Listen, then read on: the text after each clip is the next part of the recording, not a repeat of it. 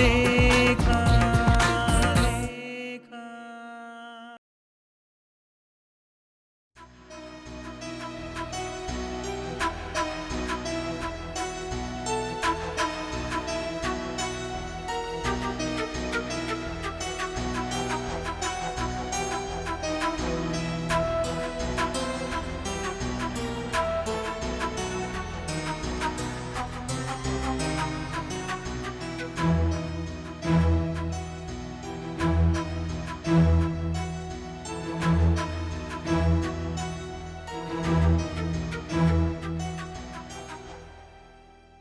ತಗೊಳ್ಳಿ.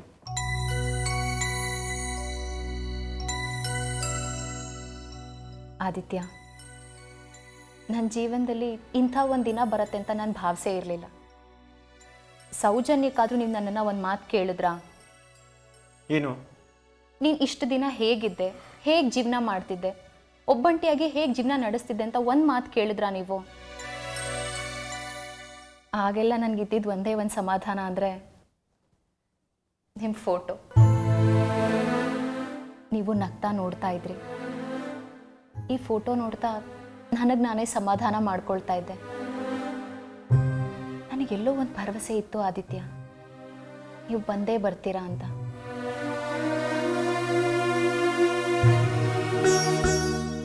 ಆದಿತ್ಯ, ಏನಾಗಿದೆ ನಿಮಗೆ? ಯಾಕೆ ಸುಮ್ಮನೆ ಇದ್ದೀರಾ? ನಾನು ಅವಾಗಿಂದ ಮಾತಾಡ್ತಾನೆ ಇದ್ದೀನಿ, ನೀವು ಒಂದು ಮಾತು ಆಡ್ತಿಲ್ಲ. 3 ವರ್ಷ ಹೆಂಡ್ತಿನ ಬಿಟ್ಟಿದ್ರಿ. ನೀವು ಪ್ರಾಣಕ್ಕಿಂತ ಹೆಚ್ಚಾಗಿ ಪ್ರೀತಿಸೋ ನಿಮ್ಮ ಹೆಂಡತಿ ಈಗ ಮತ್ತೆ ಸಿಕ್ಕಿದ್ದಾಳೆ. ಸಂತೋಷ ಅಲ್ವಾ? ಅತ್ತೆ ಮಾವ ನಮ್ಮ ಬಗ್ಗೆ ತುಂಬ ನಿರೀಕ್ಷೆಗಳನ್ನು ಇಟ್ಕೊಂಡಿದ್ರು. ಸಂಸಾರ ದೊಡ್ಡದಾಗಬೇಕು, ವಂಶ ಬೆಳಿಬೇಕು ಅಂತ ತುಂಬ ಕನಸುಗಳನ್ನು ಕಟ್ಕೊಂಡಿದ್ರು. ಕನಸುಗಳು ಕನಸಾಗೆ ಉಳಿದ್ಬಿಡ್ತು. ಪಾಪ ಜಾನುಗೂ ಮಗು ಹೊರಟೋಯ್ತು. ಈಗ ಈ ಮನೆ ಹೇಗಿತ್ತು ಹಾಗೇ ಇದೆ. ಇನ್ನು ಮುಂದೆ ಈ ಮನೆಗೆ ಒಳ್ಳೇದಾಗಬೇಕು ಆದಿತ್ಯ. ಆದಿತ್ಯ, ಇಷ್ಟು ದಿನ ನಾನು ಕನಸುಗಳನ್ನು ಕಾಣೋದನ್ನೇ ಮರೆತುಬಿಟ್ಟಿದ್ದೆ. ಈಗ ಮತ್ತೆ ನನ್ನಲ್ಲಿ ಕನಸುಗಳು ಚಿಗುರೊಡೆಯೋದಕ್ಕೆ ಶುರುವಾಗಿದೆ. ನನ್ನ ನಿಮ್ಮ ಸಂಬಂಧ ಗಟ್ಟಿಯಾಗಬೇಕು, ನಮ್ಮದು ಅಂತ ಒಂದು ಮಗು ಆಗಬೇಕು, ಸಂತೋಷವಾಗಿರಬೇಕು ಅಲ್ವಾ ಆದಿತ್ಯ?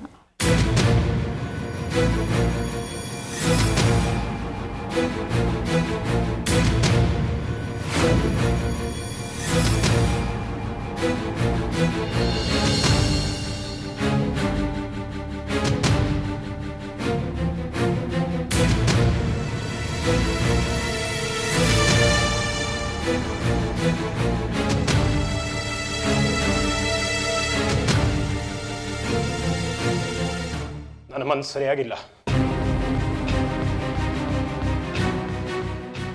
ಯಾಕೆ ಆದಿತ್ಯ, ಏನಾಯ್ತು? ಎಲ್ಲ ನಿನಗೆ ಗೊತ್ತಾಗಬೇಕು. ಏನು ಗೊತ್ತಾಗಬೇಕು? ನನ್ನ ಬಗ್ಗೆ ನಿಂಗೆ ಪ್ರೀತಿ ಎಲ್ಲಿದೆ? ನನಗೆ ಪ್ರೀತಿ ಇಲ್ವಾ? ಏನು ಮಾತಾಡ್ತಿದ್ದೀರಾ ಆದಿತ್ಯ? ಪ್ರೀತಿ ಇಲ್ಲದೆ ನಾನು ಇಷ್ಟು ವರ್ಷ ಕಾದಿದ್ನ? ಎಲ್ಲ ನಟನೆ ಅನಿಸ್ತಾ ಇದೆ. ನಟನೆನಾ ಆದಿತ್ಯ? ಇಷ್ಟು ವರ್ಷ ನಾನು ನಿಮಗೋಸ್ಕರ ಕಾದಿದ್ದಕ್ಕೆ ಒಳ್ಳೆ ಬಹುಮಾನನೇ ಕೊಟ್ರಿ. ಯಾಕೆ? ನನ್ನಲ್ಲಿ ಏನು ತಪ್ಕೊಂಡು ಹಿಡಿದ್ರಿ ನೀವು? ಸರಿ, ಏನಿದೆ ಹೇಳು. ಏನು ನಿಮ್ಮ ಮಾತಿನ ಅರ್ಥ ಆದಿತ್ಯ? ಅದು ನಿನಗೆ ಅರ್ಥ ಆಗಬೇಕು.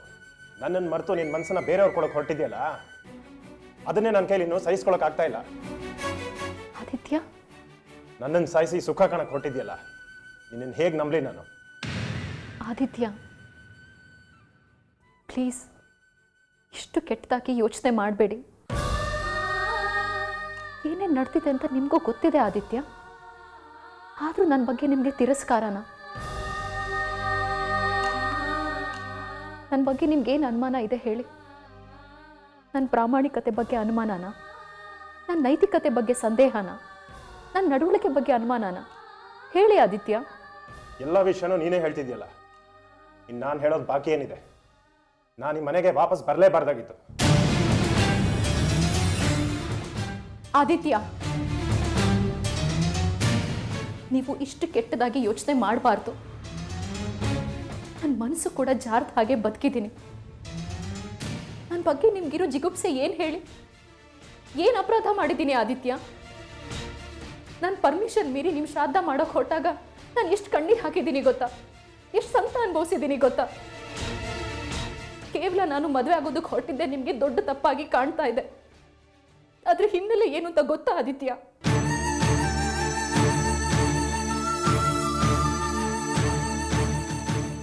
ನನ್ನ ಅಂತರಾಳ ಏನು ಅಂತ ನಿಮಗೆ ಗೊತ್ತಾ? ತಳಮಳ ಏನು ಅಂತ ನಿಮಗೆ ಗೊತ್ತಾ ಆದಿತ್ಯ? ತುಂಬಾ ಥ್ಯಾಂಕ್ಸ್ ನನ್ನನ್ನು ಈ ಮಟ್ಟಕ್ಕೆ ಜಡ್ಜ್ ಮಾಡಿದ್ದಕ್ಕೆ. ತುಂಬ ನೋವಾಗ್ತಿದೆ ಆದಿತ್ಯ. ಹರ್ಟ್. ನೀವು ಬರೋದಕ್ಕಿಂತ ಮುಂಚೆನೂ ಹೀಗೆ ಇದ್ದೆ, ಈಗಲೂ ಹೀಗೆ ಇದೆ.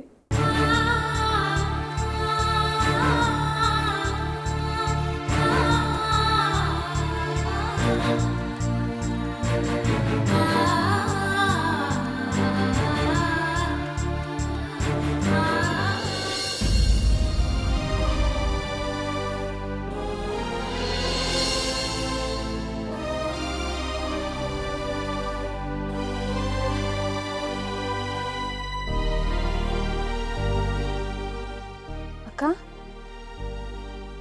ಬಾ ಜಾನು. ಯಾಕಕ್ಕ ಇಷ್ಟೊತ್ತಿನಲ್ಲಿ ಇಲ್ಲಿ ಕೂತಿದ್ದೀರಾ?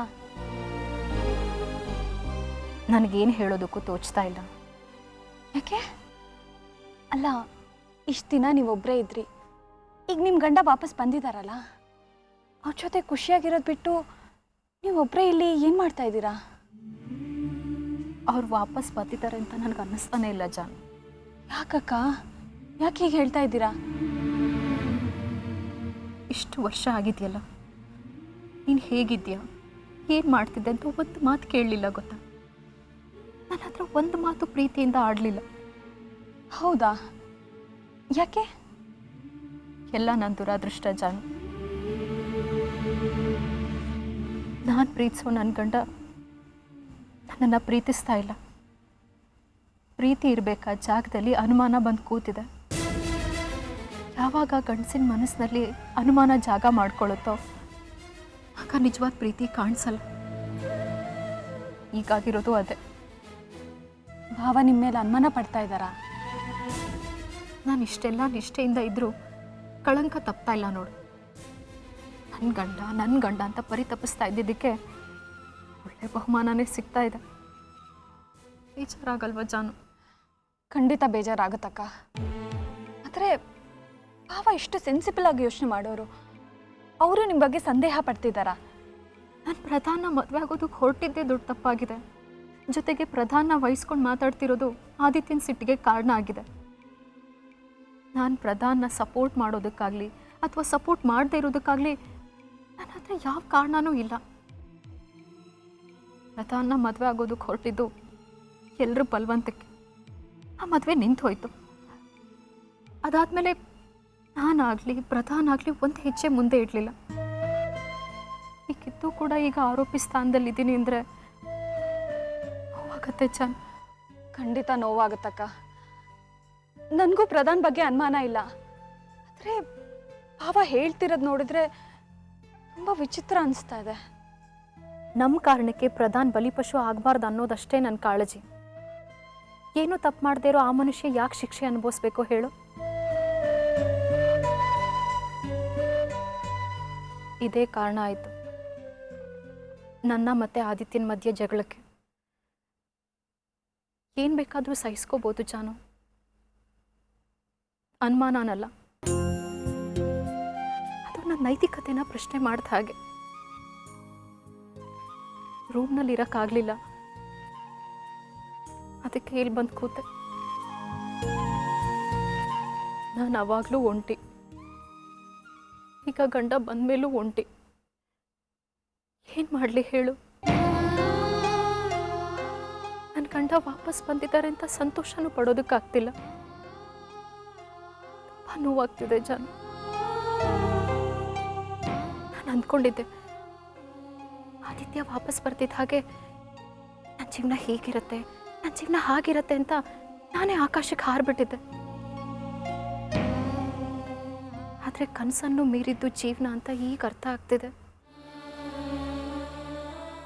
ವಾಸ್ತವ ತುಂಬ ನಿಷ್ಠುರ ಜಾನು, ತುಂಬ ನಿಷ್ಠುರ.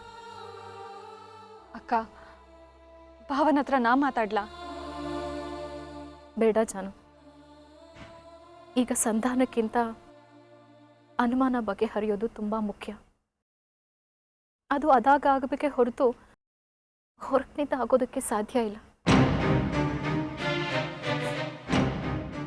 ಜೀವನದಲ್ಲಿ ಎಷ್ಟೆಷ್ಟೋ ದುಃಖಗಳನ್ನು ಅನುಭವಿಸಿದ್ದೀನಿ,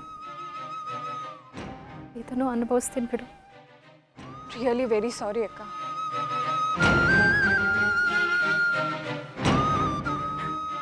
ಇದೆಲ್ಲದರ ಮಧ್ಯೆ ಉರಿಯೋ ಬೆಂಕಿಗೆ ತುಪ್ಪ ಹಾಕೋ ಜನನೂ ಇದ್ದಾರೆ.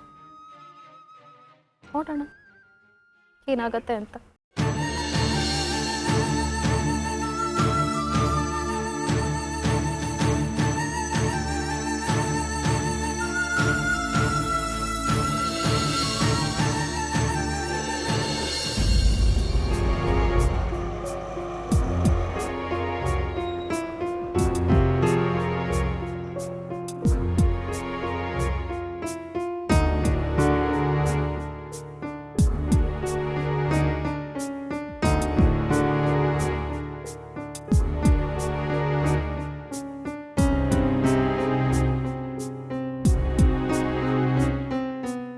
ಗೌರಿ, ಬನ್ನಿ ಗೌರಿ. ಇರಬೇಕು ಬಿಡಿ ನಿಮ್ಮಂಥವ್ರು. ಯಾಕೆ ಹೀಗೆ ಮಾತಾಡ್ತಿದ್ದೀರಾ? ಇನ್ನು ಹೇಗೆ ಮಾತಾಡಬೇಕು?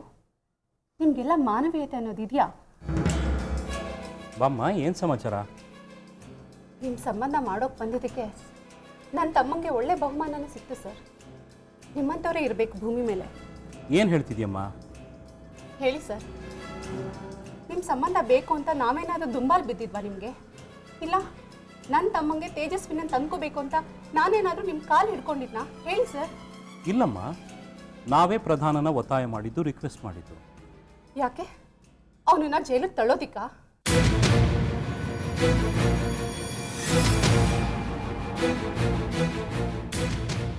ನನ್ನ ತಮ್ಮನ ವ್ಯವಸ್ಥಿತವಾಗಿ ಒಳಗೆ ಹಾಕ್ಸಿದ್ರಲ್ಲ, ಸರಿನಾ? ಯಾಕೆ ಹೀಗೆ ಮಾಡಿದ್ರಿ?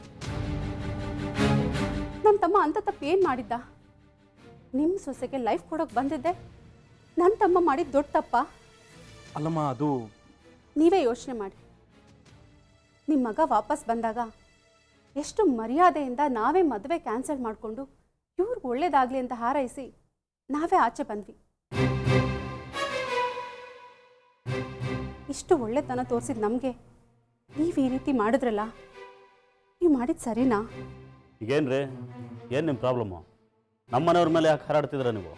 ಇನ್ನೇನು ಮಾಡಬೇಕು? ನನ್ನ ತಮ್ಮನ ಸ್ಟೇಷನ್ನ ಕಳಿಸಿ ನೀವೆಲ್ಲ ಆರಾಮಾಗಿದ್ದೀರಲ್ಲ, ನಿಮಗೆ ಸ್ವಲ್ಪನೂ ಮನುಷ್ಯತ್ವ ಇಲ್ವಾ? ಮರ್ಯಾದೆಯಿಂದ ಮಾತಾಡಿ. ನಿಮ್ಮ ತಮ್ಮನ್ನ ನಾವು ಒಳ್ಳೆಯವನು ಅಂತ ಅನ್ಕೊಂಡಿದ್ವಿ. ಯಾರು ಗೊತ್ತಿತ್ತು ನಿಮ್ಮ ತಮ್ಮ ಇಂಥ ಕ್ರಿಮಿನಲ್ ಅಂತ? ಏನು?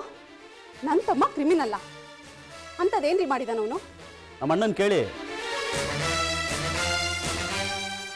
ಹೇಳಿ ಸರ್, ನನ್ನ ತಮ್ಮ ಅಂಥದ್ದೇನು ಮಾಡ್ದ?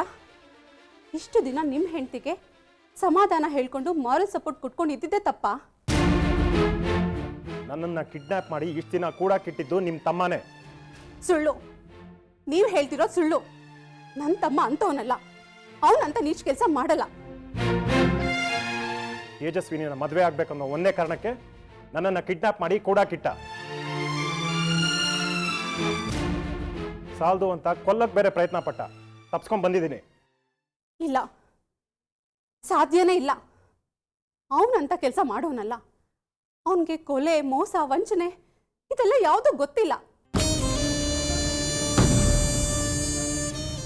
ಒಬ್ರು ಮನಸ್ಸೇ ನೋಯಿಸೋದಿಲ್ಲ ಅವನು. ಅಂತವನು ಕೊಲೆ ತನಕ ಹೋಗ್ತಾನ? ನೀವಿಷ್ಟು ದಿನ ನಾಪತ್ತೆಯಾಗಿ ತಲೆ ಕೆಟ್ಟಿತ್ತಲ್ಲ, ಅದಿನ್ನೂ ಸರಿ ಹೋಗಿಲ್ಲ ಅಂತ ಕಾಣುತ್ತೆ.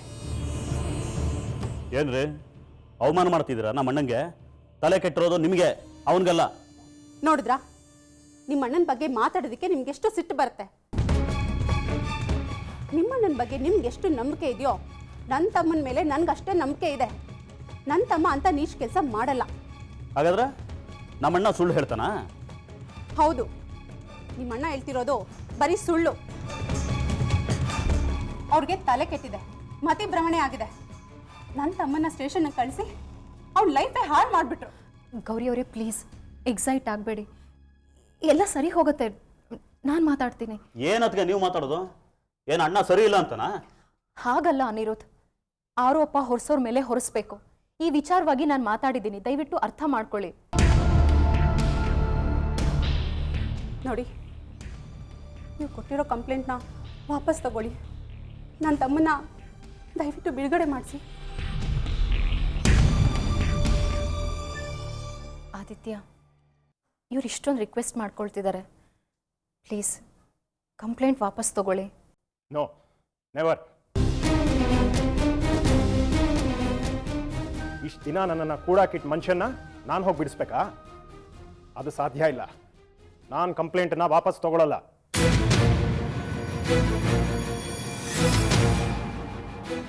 ಆದಿತ್ಯ ಹಾಗೆ ದುಡುಕ್ ಮಾತಾಡಬೇಡ, ಯೋಚನೆ ಮಾಡು. ಬಾ, ಏನು ಅನ್ಕೊಂಡಿದ್ದೀರಿ ಅಣ್ಣನ? ಯಾಕೆ ಫೋರ್ಸ್ ಮಾಡ್ತಿದ್ದೀರಾ ನೀವು? ನೋಡಮ್ಮ, ನೀನೇನು ಯೋಚನೆ ಮಾಡಬೇಡ, ನಾನು ಮಾತಾಡ್ತೀನಿ. ಪ್ರಧಾನ್ ಬಿಡುಗಡೆ ಆಗುತ್ತೆ. ನೋಡಿ, ನನ್ನ ತಮ್ಮನಿಗೆ ಅನ್ಯಾಯ ಆದರೆ ನಾನು ಸುಮ್ಮನೆ ಇರಲ್ಲ. ನೋಡ್ತೀರಿ ಏನಾಗುತ್ತೆ ಅಂತ.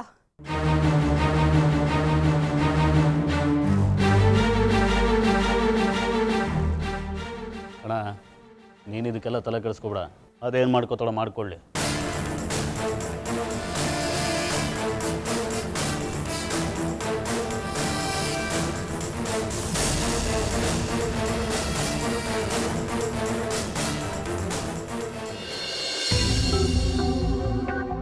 ಗೌರಿ, ಗೌರಿ ನಿಂತ್ಕೊಳ್ಳಿ. ಗೌರಿ ಪ್ಲೀಸ್ ಒಂದು ನಿಮಿಷ ನಿಂತ್ಕೊಳ್ಳಿ. ಗೌರಿ ಪ್ಲೀಸ್ ಬಿಡಿ. ನಿಂತೇನು ಪ್ರಯೋಜನ? ನೀವು ಆಡಿದ ಮಾತೆಲ್ಲ ಕೇಳಾಯ್ತಲ್ಲ. ಎಲ್ಲರೂ ಸೇರಿ ನನ್ನ ತಮ್ಮನ ಕೊಲೆಗಾರ ಅಂದ್ರಲ್ಲ, ಇನ್ನು ಏನು ಕೇಳ್ಬೇಕು ನಾನು? ಗೌರಿ ಪ್ಲೀಸ್ ಬೇಜಾರು ಮಾಡ್ಕೋಬೇಡಿ, ನನ್ನ ಮಾತು ಕೇಳಿ. ನೋಡಿ, ಮದುವೆಗೆ ಮನ್ಸು ಮಾಡ್ತಾ ಇದ್ದ ನನ್ನ ತಮ್ಮ ನನ್ನ ಒತ್ತಾಯಕ್ಕೆ ಮನ್ಸು ಮಾಡ್ದ. ಆದರೆ ಅವ್ನ ಮದುವೆ ನಿಂತೋಯ್ತಲ್ಲ ಅಂತ ನನಗೆ ಯಾವ ಬೇಜಾರು ಇಲ್ಲ. ನೀವೆಲ್ಲ ಸೇರಿ ಅವನ್ನ ಕೊಲೆಗಾರ ಅಂದು ಅವನನ್ನು ಜೈಲಿಗೆ ಕಳಿಸೋ ತೀರ್ಮಾನ ಮಾಡಿದ್ದೀರಲ್ಲ, ಇದನ್ನು ನಾನು ಸಹಿಸಲ್ಲ. ಗೌರಿ ಅವರೇ, ನಾನು ಪ್ರಧಾನ್ ಹತ್ರ ಮಾತಾಡಿದ್ದೀನಿ. ಇದರಲ್ಲಿ ಅವ್ರ ತಪ್ಪು ಏನೂ ಇಲ್ಲ ಅಂತ ನನ್ನ ಮನಸ್ಸು ಹೇಳ್ತಾ ಇದೆ. ಆದರೆ ನನ್ನ ಮಾತನ್ನು ಯಾರೂ ಕೇಳ್ತಾ ಇಲ್ಲ. ಬರೀ ಬಾಯಿ ಮಾತಲ್ಲಿ ಹೇಳಿದ್ರೆ ಯಾರು ಕೇಳ್ತಾರೆ? ನಿಮ್ಮ ಗಂಡ ಅಷ್ಟೊಂದು ಮಾತಾಡ್ತಾರಲ್ಲ, ಅವ್ರಿಗೆ ಬುದ್ಧಿ ಹೇಳಿ, ಕನ್ವಿನ್ಸ್ ಮಾಡಿ. ಆ ಪ್ರಯತ್ನದಲ್ಲೇ ನಾನು ಇದ್ದೀನಿ. ಪ್ಲೀಸ್ ನನ್ನ ನಂಬಿ. ಯಾವಾಗ ನಿಮ್ಮ ಪ್ರಯತ್ನ ಆಗೋದು? ನನ್ನ ತಮ್ಮ ಜೈಲಿಗೆ ಹೋದ್ಮೇಲ? ಇಲ್ಲ ಗೌರಿ, ನಾನು ಮಾತಾಡ್ತೀನಿ. ನೀವೆಲ್ಲ ಸ್ವಾರ್ಥಿಗಳು. ನನ್ನ ತಮ್ಮನ ನಿಮ್ಮ ಸ್ವಾರ್ಥಕ್ಕೆ ಬಳಸ್ಕೊಂಡ್ರಿ. ಅವನ ಉಪಯೋಗ ಮುಗಿದ ಮೇಲೆ ಅವನನ್ನು ಜೈಲಿಗೆ ಕಳಿಸ್ತೀರಾ ಅಲ್ವಾ? ಪ್ಲೀಸ್ ಗೌರಿ, ಹೀಗೆಲ್ಲ ಮಾತಾಡಬೇಡಿ. ನನಗೂ ಇದ್ರ ಬಗ್ಗೆ ನೋವಿದೆ, ನಾನು ಫೀಲ್ ಮಾಡಿದ್ದೀನಿ. ಎಲ್ಲ ಕಟ್ಟುಕತೆ. ನಿಮ್ಮ ಪತ್ರಿಕೆ ಜೊತೆ ನನ್ನ ತಮ್ಮ ಮರ್ಜ್ ಆಗ್ತಿದ್ದ ಹಾಗೆ ಅವನಿಗೆ ಕೆಟ್ಟ ಕಾಲ ಶುರುವಾಯಿತು. ನೀವು ಅವನ ಕಣ್ಣಿಗೆ ಬೀಳ್ಬಾರ್ದಿತ್ತು. ಈಗ ತಮಾಷೆ ನೋಡ್ತಿದ್ದೀರಾ ಅಲ್ವಾ? ಗೌರಿ ಪ್ಲೀಸ್, ನಿಮ್ಗಾದಷ್ಟೇ ಆತಂಕ ನೋವು ನನಗೂ ಆಗಿದೆ. ಪ್ರಧಾನ್ ಎಂಥವ್ರು ಅಂತ ನನಗೆ ಗೊತ್ತು. ಅವ್ರ ಬಗ್ಗೆ ನನಗೆ ಭರವಸೆ ಇದೆ. ಪ್ರಧಾನ್ ಅರೆಸ್ಟ್ ಆದಾಗಿನಿಂದ ಮನೆಯವ್ರ ಜೊತೆ ನಾನು ಫೈಟ್ ಮಾಡ್ತಾನೇ ಇದ್ದೀನಿ. ಇಲ್ಲ, ನಿಮ್ಮನ್ನು ನಂಬಿದ್ರೆ ನನ್ನ ತಮ್ಮ ಖಂಡಿತ ಜೈಲು ಪಾಲಾಗ್ತಾನೆ. ನಾನು ನನ್ನ ತಮ್ಮನ ಉಳಿಸ್ಕೋಬೇಕು. ನಿಮ್ಮ ಮನೆ ಸಹವಾಸ ಮಾಡಿದ್ದಕ್ಕೆ ಒಳ್ಳೆ ಬಹುಮಾನನೇ ಕೊಟ್ರಿ. ದೊಡ್ಡ ಥ್ಯಾಂಕ್ಸ್ ನಿಮಗೆ. ಪ್ಲೀಸ್ ಗೌರಿ, ಭರವಸೆ ಕಳ್ಕೊಳ್ಳೋದು ಬೇಡ.